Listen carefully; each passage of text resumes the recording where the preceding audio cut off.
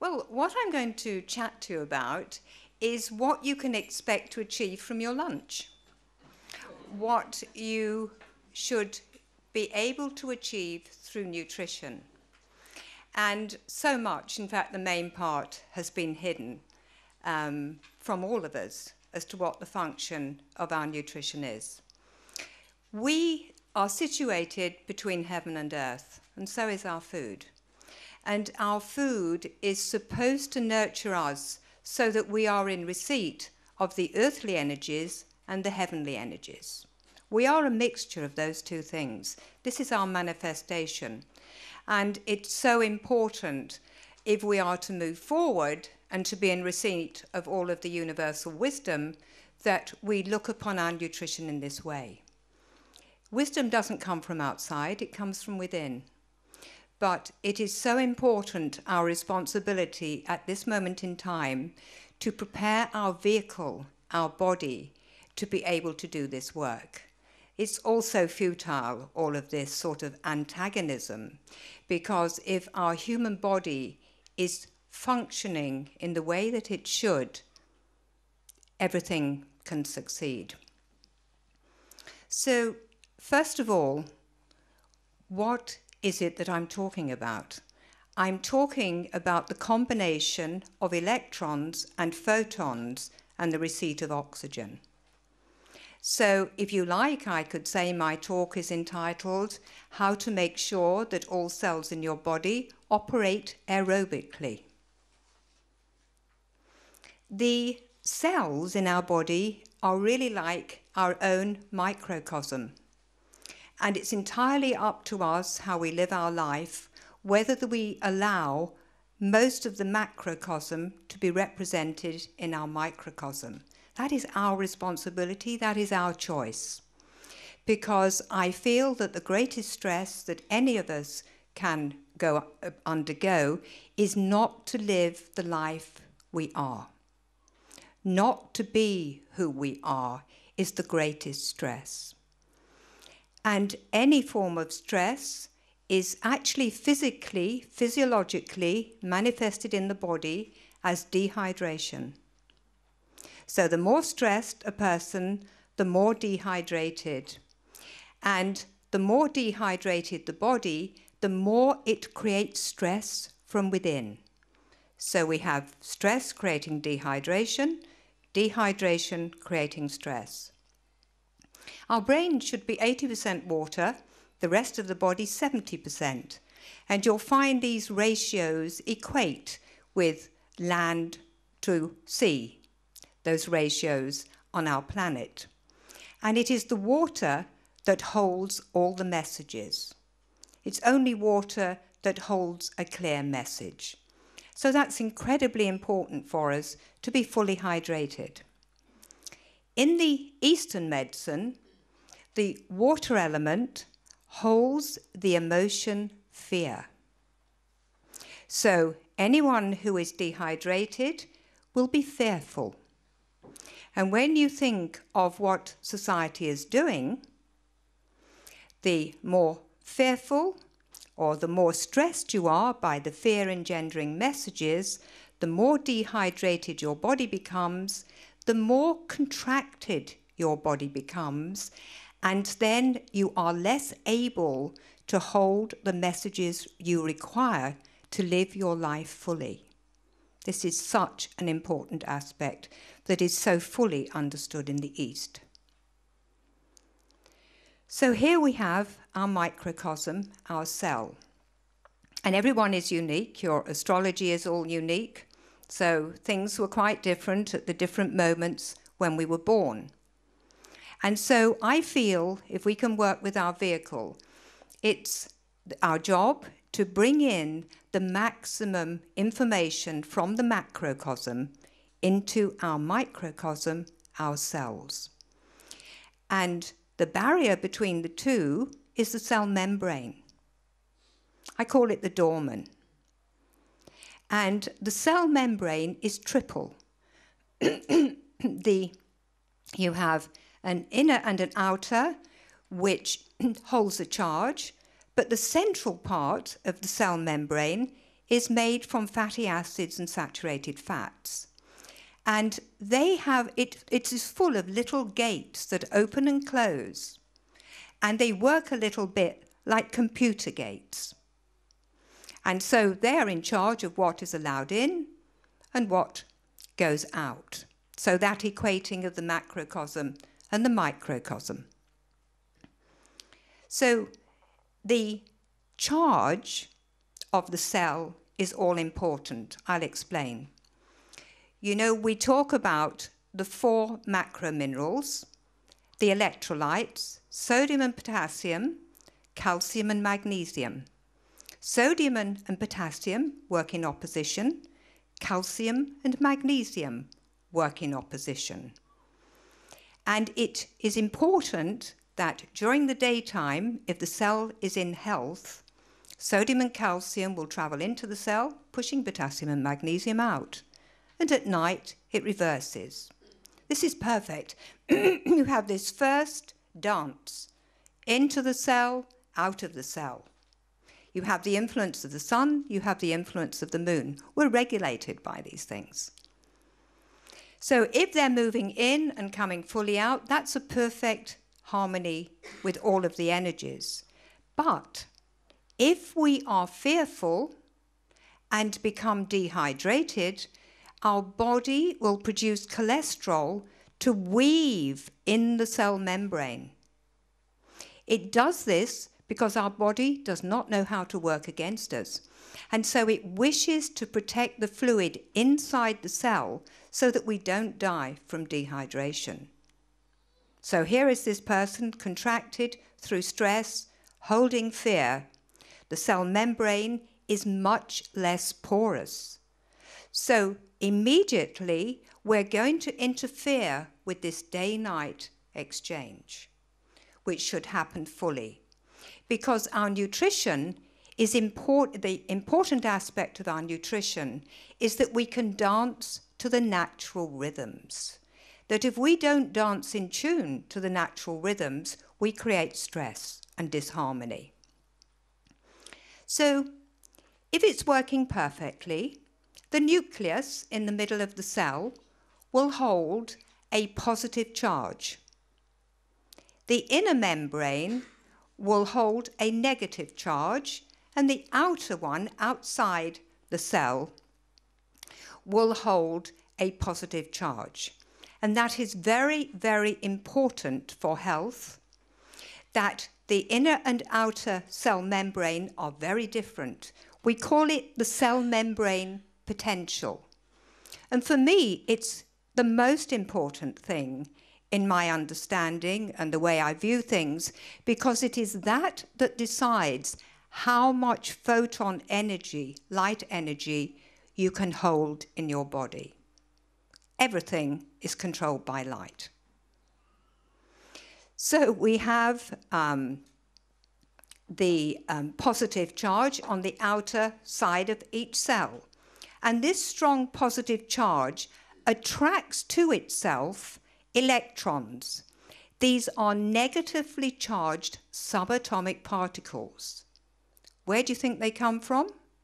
They come from Mother Earth. When we walk barefoot, we have so much electron energy going through our feet, which is why the Native American Indians still scoop a dip in the ground, fill it with damp grass, place the sick person in it to receive the maximum of photon energy.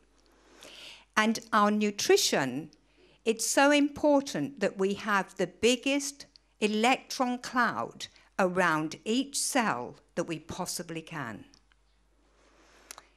And humans and dolphins and whales have this in common, the ability to develop very wide electron clouds. And they know that the evolvement of a person shows in the size of the electron clouds. But only we personally can influence that. And this is where understanding true nutrition and where we stand will enable us to do it. So the first thing is removal of stress manifestation in the body to have as much hydration so that the differential between the inner and outer cell membrane can be as great as possible. So then we have the electron clouds, and of course the electrons come from our food. You know, the vibrant berry is full of electron energy. The oils, the right essential oils, if they're grown and gathered properly, are absolutely bursting with electron energy. So they gather around the edge of the cell membrane. And the function there is this photon cloud this electron cloud traps the photon energy of light. So the bigger your electron cloud you develop, the more photons you can hold. And this is the light aspect around the cell. Then the function of the light is to attract the oxygen. It's so important for it to be set up this way. It's no good as just wanting to be in a more oxygenated area if this through line of the charge of the cell membrane and the electron clouds and the photons are not there. All of these things are required.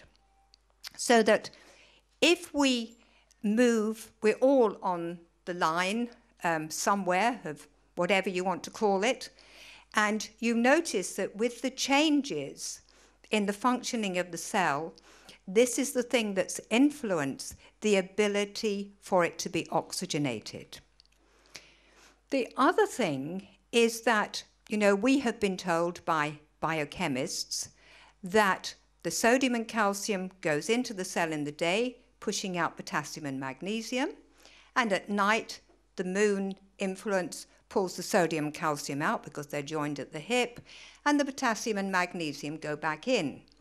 Well, what we know is much more exciting, that there are not enough calcium gates in the cell membrane for this all to be a movement. So we can go back, and I can speak as a homeopath, but also Steiner and his biodynamic and all of the anthroposophical understanding, what is happening is transmutation. And if you look up the formulae for transmutation, you have to have a certain amount of photons and a certain amount of oxygen present for this to take place. So how undemanding can the body be? You know, this total misunderstanding of how it should really work. And we know that there are things around us that are talking about oppression and all the rest of it that we know about. But it is known that the perfect cell, with its big electron cloud, the photons, and the oxygen attraction, that cell will produce its ATP, its energy, adenosine triphosphate, 80% from oxygen and 20% from glucose. But if we move to the other end of the scale of whatever we want to call it, it reverses so that the cell goes into energy sparing mode, because it does the best it can always for us, and then it can only access 20% oxygen, and so it requires 80% glucose. And so this is the situation where you start to see a lot of fermentation. I'm just beginning my second book, and jokingly I've said to friends, I think I want to call it We're All Going Mouldy. But that's not terribly positive. But, you know, in my 40 years of practicing, I have to say, it's not far from the truth. But this is really all about how we look after our body. It is so important. And if we have this happening perfectly, we change rhythm or influence every 2 hours. You know, in Eastern medicine, it's so beautifully understood because each emotion and each organ is going to be visited every 24 hours. And so the rhythm of the planet slightly changes every 2 hours and the upper energies.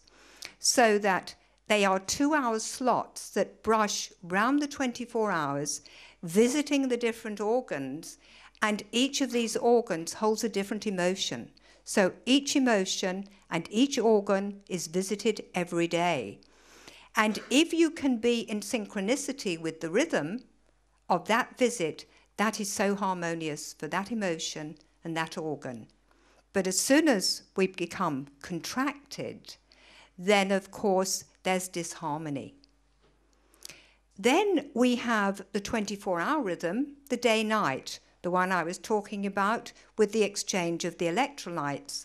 And as soon as this is not complete, the whole charge of the person changes. So many things are changing at the same time.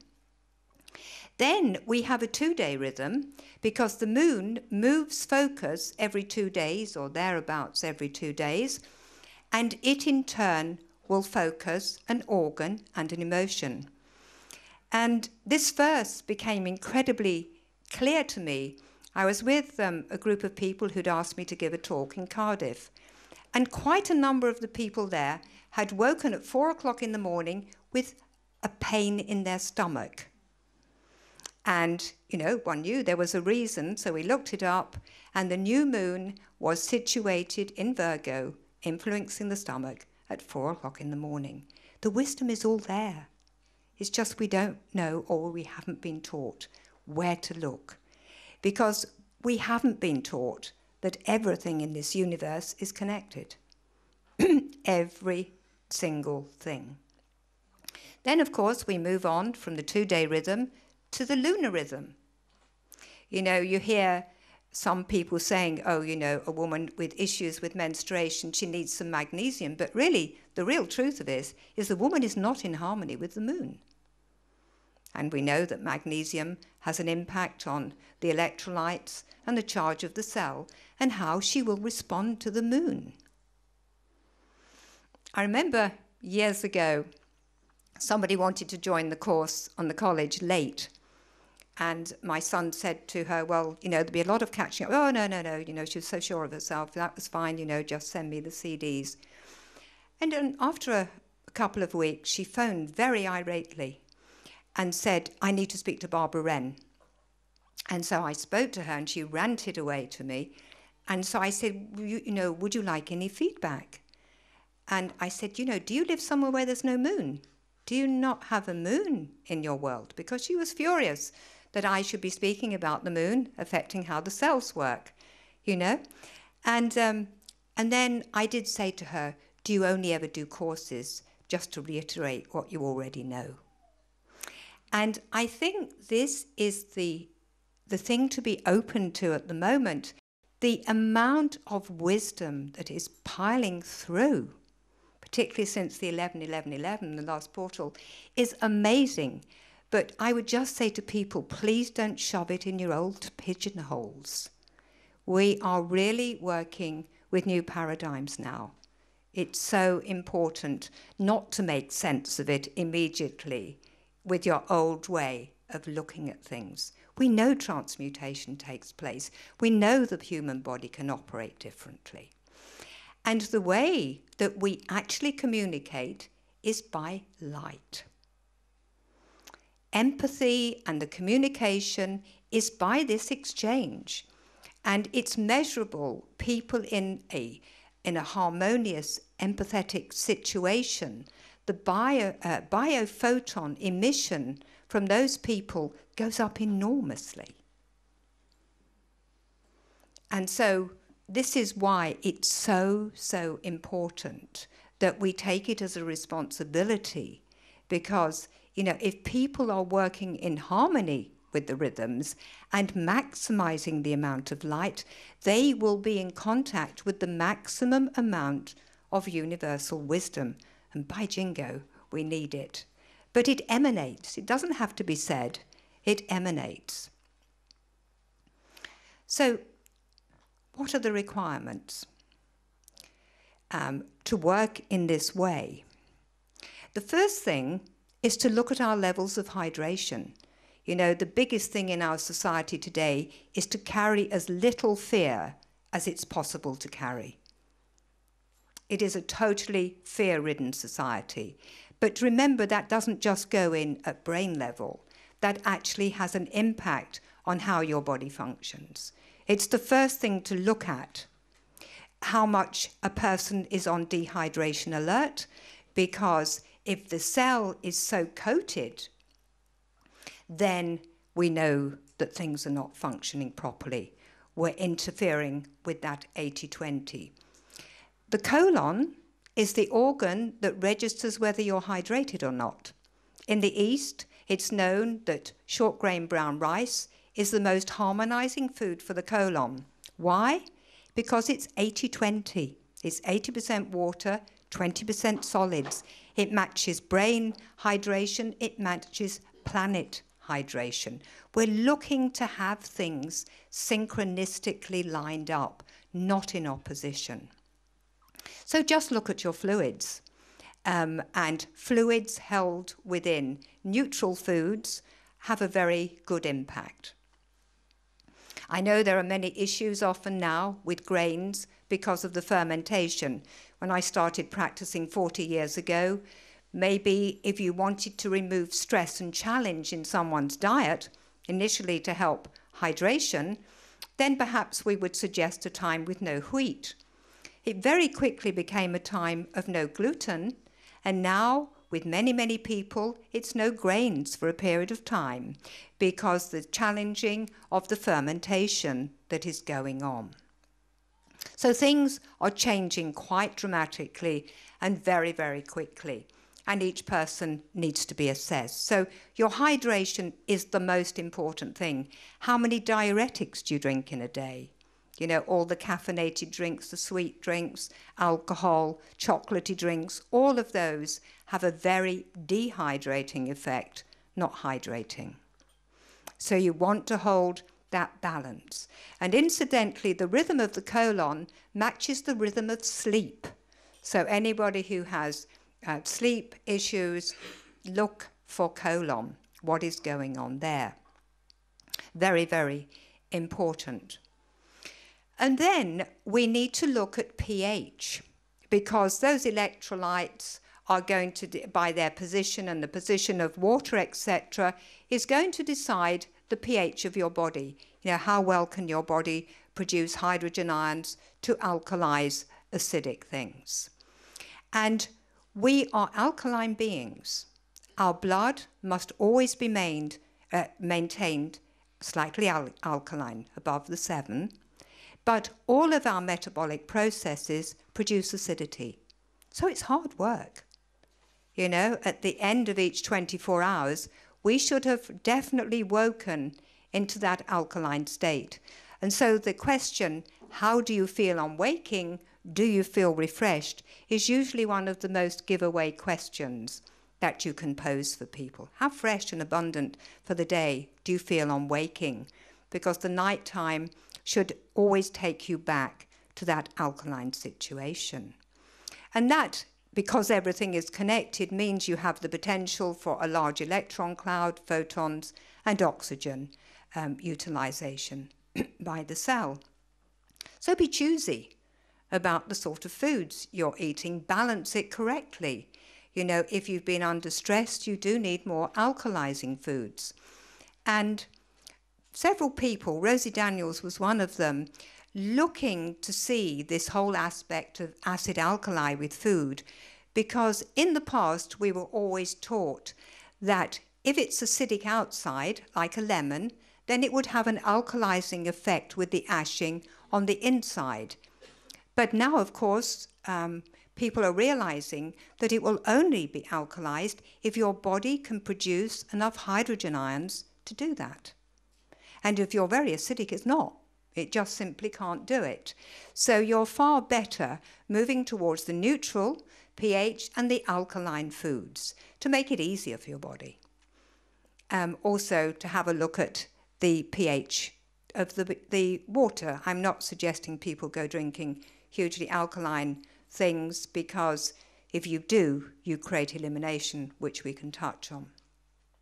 So think of, you know, eating much more locally, because, for example, the effect for example, of someone having a chicken and feeding the chicken themselves near their home, collecting the egg and eating that egg. The difference between that and someone going to the supermarket and grabbing an egg, which has no relationship whatsoever. And so, absolutely nothing to do with religion. It is a very sensible thing to bless your food, because if you present the energy from your palms to your food, it will come into resonance. And you're looking all the time to be in resonance, not in opposition, no matter whatever it is. And it's been tested with water that it reduces the surface tension if you bless it. Also, there are measurable amounts of hydrogen peroxide in it, so the oxygen availability goes up. So this is mixing your energy with what you're going, bringing it in harmony to you. So the closer to you it's grown, if you're lucky enough to have it biodynamically grown, so it's grown within the universal rhythms as well as the earthly rhythms, this food is so different, it creates no challenge.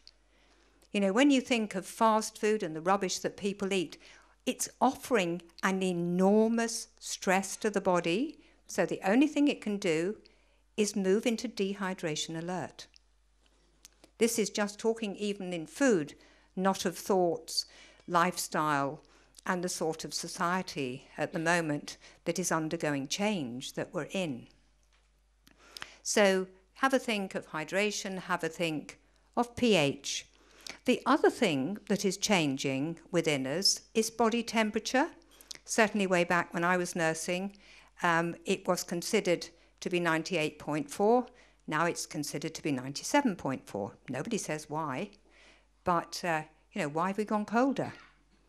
But of course, the more closed off the cells become, and the more we're persecuted for talking about iodine, the endocrine system and the thyroid in particular. It's an epidemic out there. And I really wouldn't want people to think that iodine just belongs to the thyroid. The first most important place for iodine is the brain. And if you look at the work of people like Michel Audin, the amazing obstetrician, training doulas now in his 80s, he is so concerned about Western women's deficiency in iodine, DHA, from the broken down omega-3, and vitamin D3, because he knows without those three, brain development will not happen. But from my perspective, even more importantly, you cannot have a functioning blood-brain barrier. And the blood-brain barrier mechanism is the protection of your brain from any toxic substances that you may come up against. And so, you've only got to think of the sort of things that go on. There is no blood-brain barrier in situ until 6 months of age. Just think what happens before 6 months of age. So that if it's not functioning, those toxic materials will go straight through to the brain. So we're, thinking of all the mental illnesses that are existing. And interestingly enough, the blood-brain barrier has a strong relationship with the small intestine, which in the East is known as the great separator of the pure from the impure. And so you find when you're working with people that you're looking very early on at the condition of the small intestine, which really gives you a lead to what is happening at brain level. So body temperature, very important. We shouldn't be getting colder. We can only be getting colder if cell membranes are becoming coated and we're not really in receipt of everything we should. And every single cell has an iodine receptor. And I haven't yet met anyone trained in medicine other than Steve who knows about the sodium iodine symporter. It is just as important as the sodium-potassium exchange, that fundamental electrolyte exchange. And, I'm sure you'll be interested to go and look up the work of people who've worked with iodine and worked with many other things where they're explaining this. For example, David Brownstein is one person whom I quote in my book, referencing his work.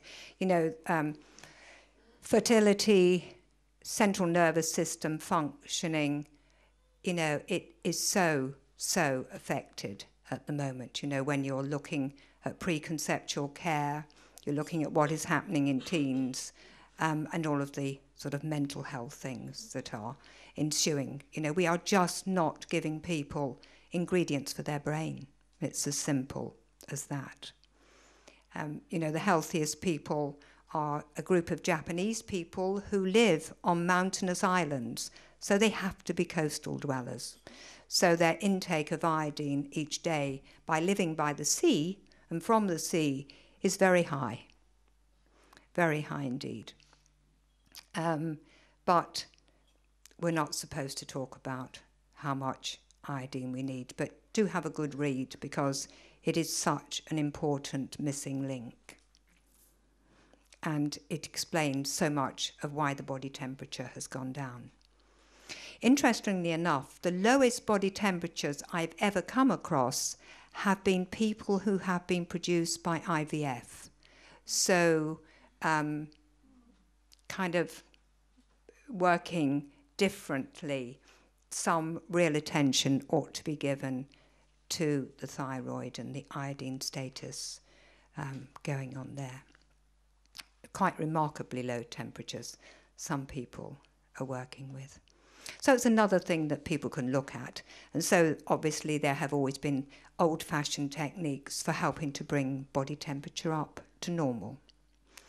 The other thing, of course, that is incredibly important is the amount of light that your body can hold. This controls everything. You know, why has there been such an outbreak of passion about vitamin D3? I truly, personally believe within this decade, they're going to have to hold their hands up and say light does control everything.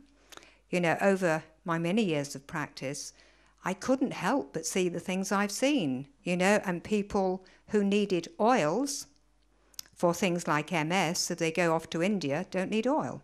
Why is that? Well, oil and light are pretty interchangeable. You know how they always anointed with light, the crown chakra, to bring the light in. And nature, as always, has the answers. You know, one day it occurred to me, because I talk about in dis-ease that when the cell membrane is coated and therefore not allowing the electron, photon, oxygen interplay taking place, in that cell becomes colder and darker. And the reason it becomes darker is if you imagine the full spectrum of light moving through an open space, the full spectrum arrives at the other side. But if it is affected by hitting a very affected cell membrane with the cholesterol entwined, only part of the spectrum will come out. So you may have the full spectrum of message one side of the cell, but coming up it's going to get thwarted. So the whole aspect of communication in the body is via colour with light, moving from one cell to another. And so this is why, you know, we carry that responsibility to look at that. Because after we've looked at how much light the body can hold, it tells us about the oxygen. Because, as I say, it's not going to be possible for the cell to use it unless you have the nucleus, the right charge, the inner and outer cell membrane, the correct charge, the electron cloud as big as you can get it, so that you can receive the maximum amount of photon energy.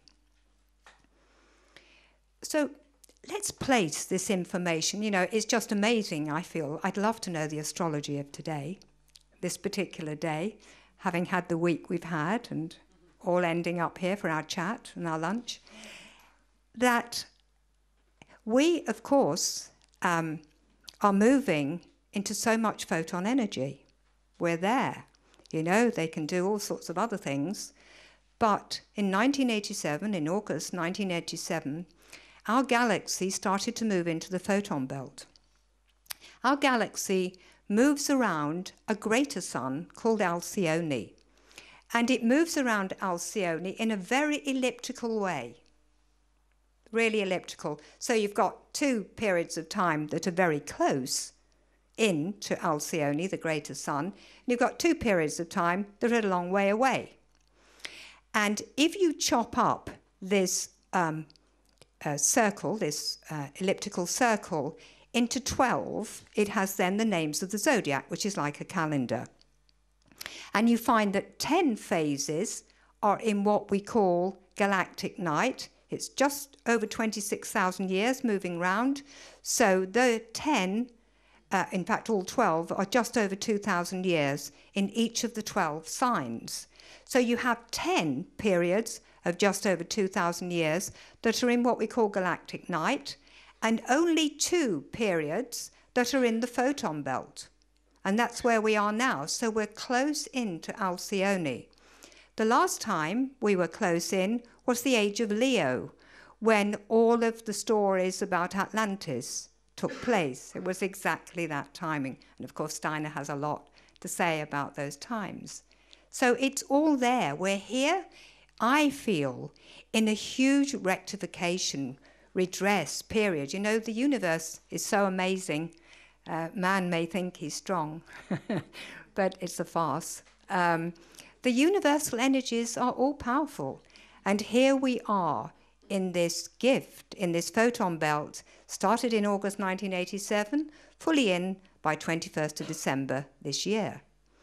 And so we have the potential to be in receipt of the most enormous amount of photon energy and therefore universal wisdom. But it's our choice, it really is, to be in receipt of that by how we prepare the vehicle. So I don't think anybody in this room is going to be surprised about the suppression of nutrition, the suppression of real information about growing, preparing, everything to do with how we should nurture ourselves to take that rightful position between heaven and earth, the electron and photon energy, which is life itself, is that whole expression. So very important time for us to change everything from within. We don't have to look outside. It can all happen.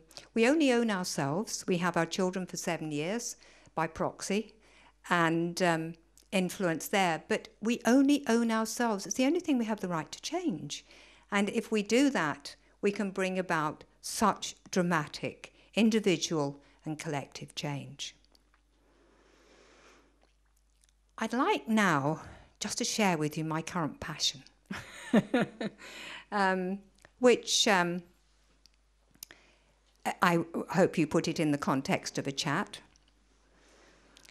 I'm sure many of you will be aware that there are 2 ways of looking at dis-ease. We have Pasteur and we have Béchamp. And you know that we adopted Pasteur. And his view, until he was on his deathbed when he revoked it, said all disease comes from outside. It's bad luck, guys. It's nothing to do with you. You happen to be in the wrong place. And Béchamp, on the other hand, said, no, it is the soil within. And he knew that the beginning, the form, smaller than the cell, much more important than the cell, is the microzyma. And I've been studying the work of Dr. Lawrence Broxmeyer, whose work you can look up, and Gaston Nissen and Reif very much, because I have quite a lot of students here today, past students, which is absolutely delightful. And they know I'm always banging on about the tubercular taint. As a homeopath, we would call it the tubercular miasm. And we've thought about it as this energetic blueprint that we carry in the energy of our being. But Béchamp and other people know that this microzyma is constantly changing form. And it can take up 16 different forms. Its ultimate form is mycelial. And it can come back again. So it can move backwards and forwards from microzyma, and always goes back to microzyma in the earth ultimately. It's all there in the understanding with Steiner, with the biodynamic growing agriculture. So here we have 16 different forms, if you wish, I mean, you know, these forms within the body, starting from the microzyma, the beginning of life. And in studying Broxmire's work, I must say I studied it very carefully because, again, everything is by observation over 40 years. I found that I could write without meeting the person, not that I did, but I could write for you the case history of somebody who had been diagnosed HIV positive. And I knew there was always this very strong tubercular miasmic taint picture. So in looking at Reif's work and currently Lawrence Broxmire, it seemed obvious to me that this miasm creates a predisposition. And the first article that really made me sit up and look by Broxmire was that he realized that the flu in the last century could never ever create a pandemic. It could produce an epidemic, but it was totally, utterly impossible for flu to create a pandemic. And so he researched the cause of death of these people in the flu pandemic. And lo and behold, the majority actually died from TB. And so he looked to see where the largest percentage of population died. There was no surprises there, it was Southern Ireland.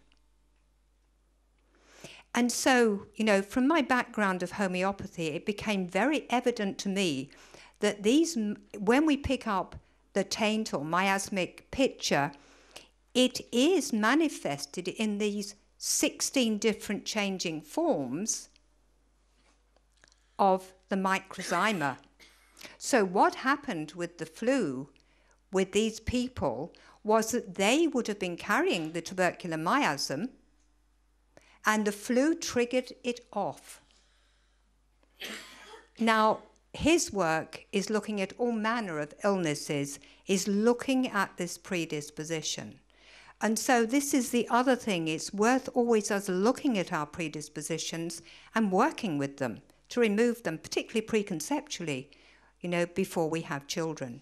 But it's his work really lit up for me the physical manifestation of predispositions. And so, being the great thinker he is always for working with the predispositional expression of the microzyma. And he's talking a lot about mycobacterium in different diseases. So it's, you know, he still has managed to stay inside the medical profession, working in research in New York. So, you know, what we're saying is everything can change. Everything is connected. And of course, the way we live our lives, the way we nurture ourselves, will have a huge, huge impact upon how we influence these changes. And now we can, you know, not just energetically assess, you know, what is going on. And recently, I say recently, it was last October, I was in Bulgaria for the launch of my book, and I started to look around and see how much TB had been in the background there. And I happened to mention to my host how very much psoriasis there was in Ireland and how connected it was with the tubercular taint. And she knew she had a cousin with psoriasis, and so she immediately phoned the aunt to find out who'd had TB, and his father had. So, you know, you've got all of these connections. So the mysteries that we're fascinated by in our chats today, you know, has a lot of story that goes behind it.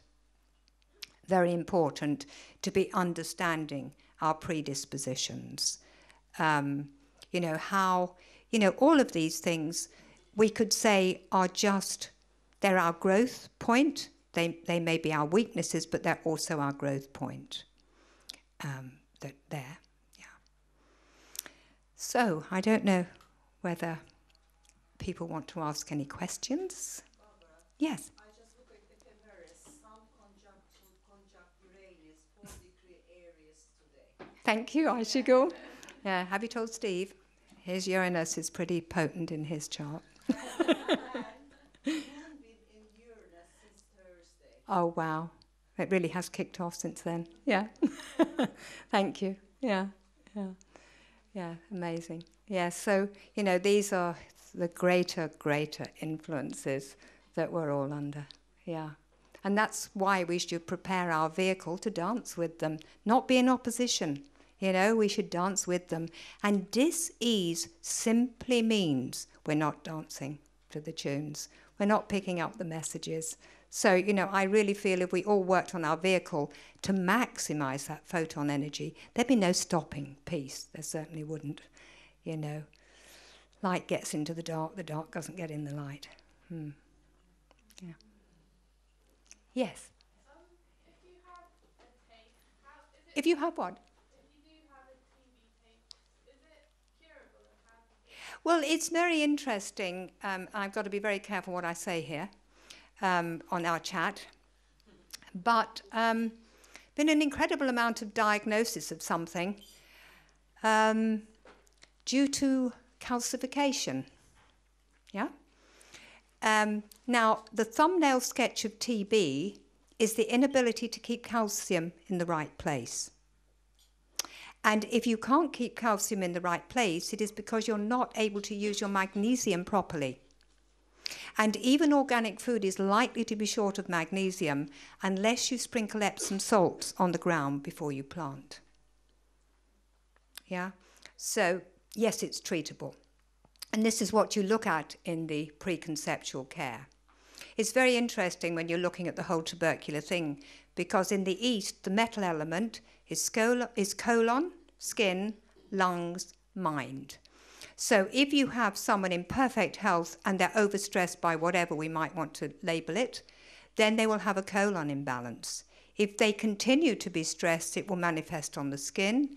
If you continue, and all this time with this stress, they're becoming more dehydrated, it will manifest at lung level, the intake of chi, the seat of depression. If you challenge and stress it even longer than that, it will manifest at brain level. And so this is what we're seeing in the metal element, because the colon is not holding that hydration story. So yes, you know, the misplacement of calcium, a lot of the old Irish novels were talking about them taking the limestone off the wall to eat when they were so ill with TB.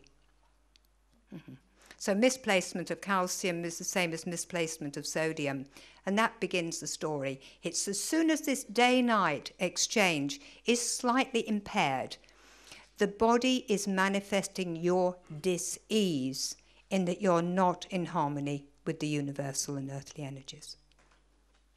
Yeah.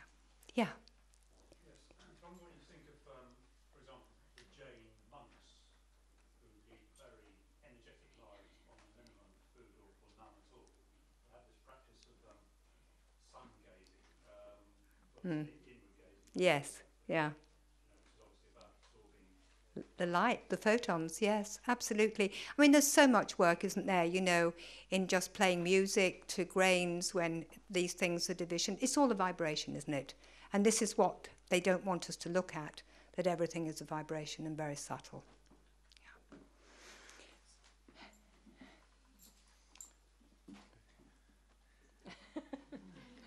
Barbara Wren, thank you very much.